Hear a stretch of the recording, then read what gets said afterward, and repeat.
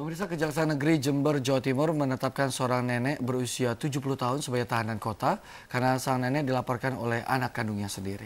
Ya pemirsa, nenek Artijah yang sudah renta dituduh mencuri sebatang pohon milik sang anak. Padahal pohon itu digunakan nenek Artijah untuk memperbaiki rumahnya yang sudah rusak. Dan kasus ini memunculkan sejumlah pertanyaan. Salah satunya, seperti inikah bakti seorang anak kepada orang tuanya sendiri? Sapi mengakui warisan. Kisah maling kundang bisa jadi kembali muncul di zaman modern sekarang ini. Artijah, seorang nenek berumur 70 tahun yang tinggal di Kelurahan Wirolegi, Kecamatan Sumbersari, Jember, Jawa Timur, kini berstatus tahanan kota Kejaksaan Negeri setempat. Nenek ini dijadikan tersangka oleh Polsek Sumbersari karena laporan anak kandungnya sendiri, Manisa. Penyebabnya, Artijah dituduh mencuri sebatang pohon di tanah milik Manisa.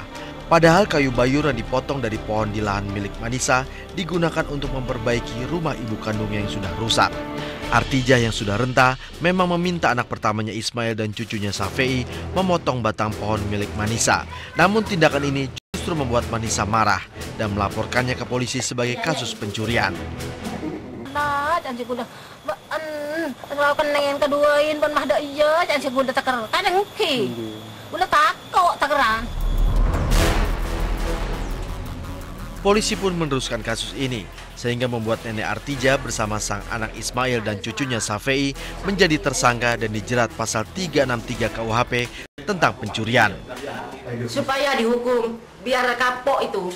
Tapi bukan ibu ya? Bukan ibu, lah ibu enggak.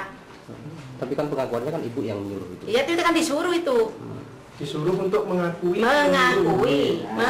warisan, padahal bukan. Saya tahu sendiri.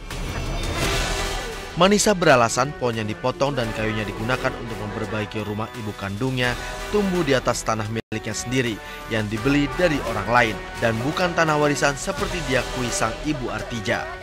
Pihak kejaksaan memperkirakan kasus ini akan segera disidangkan dalam minggu ini.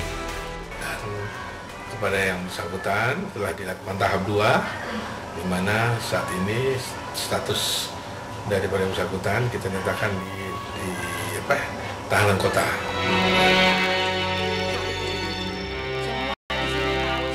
Tindakan Manisa yang memperkarakan ibu kandungnya sendiri tentu menjadi perenungan banyak pihak.